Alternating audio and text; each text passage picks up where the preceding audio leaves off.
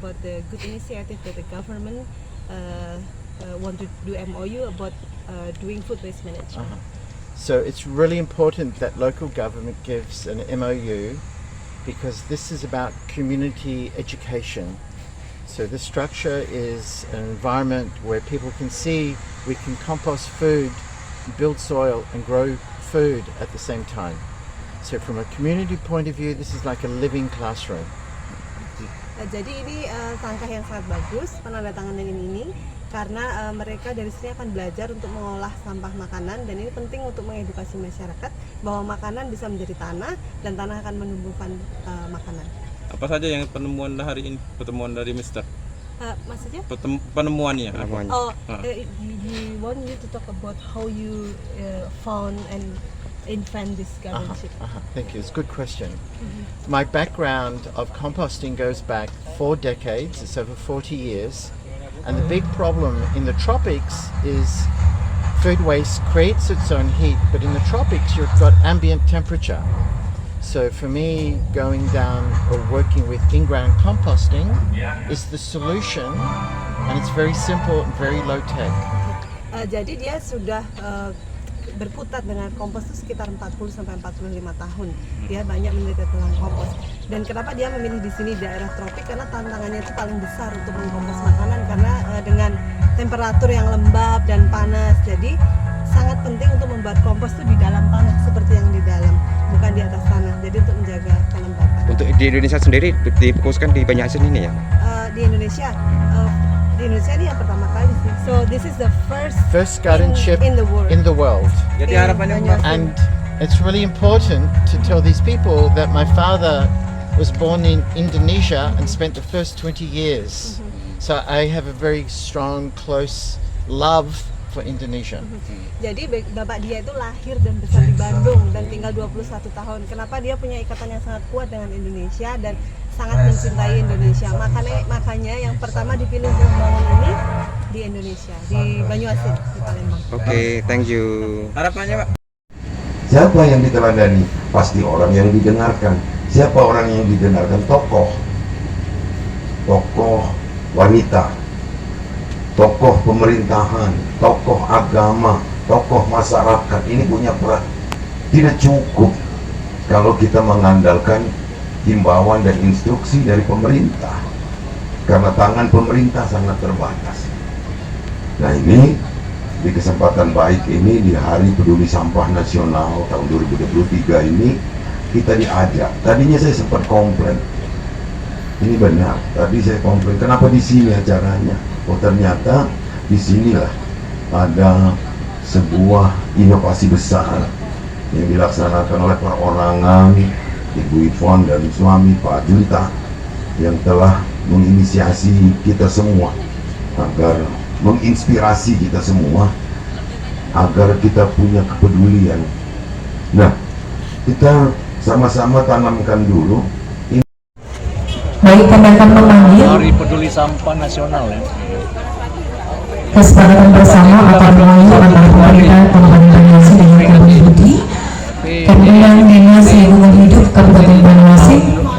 Masih di bulan Februari ya. Ini kita kolaborasi dengan pemerintah Kabupaten Banyuasin. Kemudian memanggil Insinyur Haji Ismail Tarmizi dan Bapak Setiawati SIKOM MM. Hari ini juga ada MOU dengan pengelola kebun budi ini, di mana kebun budi ini mereka melakukan kebunan dan mengolah sampah ya, terutama sampah organik menjadi kompos, menjadi pupuk, baik itu pupuk padat maupun pupuk cair. Ini kemudian pada momen ini ada juga penyerahan bantuan kontainer dari Bapak Gubernur kepada Bupati. Baik, selanjutnya pemerintah Dinas Penerbangan Kabupaten Banyuasin, Ibu Mas Italiana SP dan Ibu Fani Setiawati SIKOM MM untuk tetap berada di tempat. Ya, sekarang ini sedang dilanda yang namanya krisis Itu 2023. Mari kita mengedukasi masyarakat Kemudian menjadi masyarakat produktif juga yang sampah. berpikir entrepreneur. Baik, selanjutnya sama dengan PKK untuk di Yang Pak Gubernur maksudkan untuk adalah menunjang seperti yang kegiatan telah baik, selanjutnya mengundang Dinas Perkebunan dan Peternakan Banyuasin ada Beliau Fitriadi SPMSI. Jadi harapannya Pak? ya harapannya sesuai dengan tema dari Hari Peduli Sampah Nasional 2003 ini, yaitu tuntas kelola sampah untuk kesejahteraan masyarakat Selanjutnya mengundang Dinas Perikanan Kabupaten Banyuasin. dari rumah sampah organik, sampah organik ini sudah dipilah sehingga bisa digunakan. Dinas Koperasi Usaha Kecil dan Menengah, Perindustrian dan Perdagangan Kabupaten Banyuasin, Komunikasi Erwin Ibrahim SDM FMH. Yang kita harapkan sehingga sampah ini bisa menilai ekonomi. Ini yang kita dorong seperti itu. Ada event-event lainnya yang ada di kecamatan-kecamatan, karena ini sangat bermanfaat sekali untuk dalam pengelolaan sampah yang menjadi persoalan dan permasalahan pemerintah dan masyarakat khususnya di Kabupaten Banyuasin. Karena seiring sejalan dengan pembangunan, seiring sejalan dengan pertambahan jumlah penduduk, tentunya seiring sejalan juga dengan pertambahan pertumpukan sampah yang ada di Kabupaten Banyuasin. Dan perlu diketahui juga bahwa Banyuasin ini kabupaten yang melingkari Palembang. Kadangkala sampah dari Palembang masuk ke Banyuasin dan sampah Banyuasin masuk Palembang. Jadi kadang-kadang tidak jelas Pak Gubernur, apa sampah Kamian, apa sampah Palembang. Nah, oleh sebab itu tentunya ini sangat pas kalau Pak Gubernur turun tangan menyelesaikan persampahan Palembang dan Banyuasin. Makanya kami sampaikan berkali-kali dengan Pak Gubernur, mungkin Pak Gubernur sudah agak capek, bosan mendengar apa yang kami sampaikan.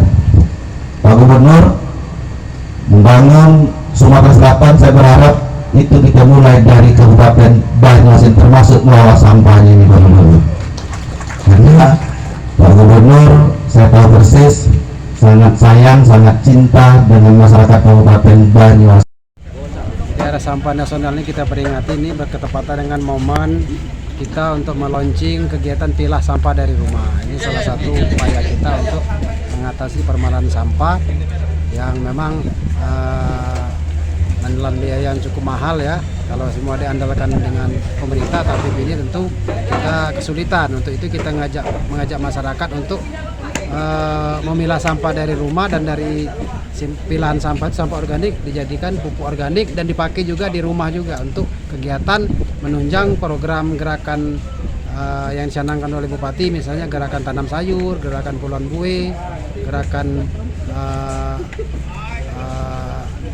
atau perikanan rakyat maupun untuk unggas misalnya. Jadi di satu sisi menangani permasalahan sampah, di sisi yang lain kita mendapatkan manfaat ekonomi untuk menunjang kegiatan masyarakat, kegiatan keluarga untuk menunjang perekonomian. Jadi ada dua manfaat sini, dari sisi lingkungan maupun dari sisi keekonomian keluarga, dan dari sisi anggaran pemerintah kabupaten juga. Tujuannya gitu enggak?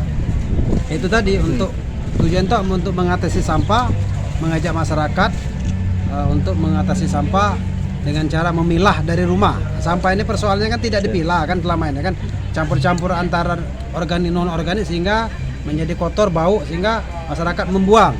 Tapi kalau sudah dipilah di rumah itu akan bermanfaat ekonomi, terutama sampah organik jadi pupuk, kemudian sampah non organik bisa didaur ulang dijual, misalnya plastik kemasan.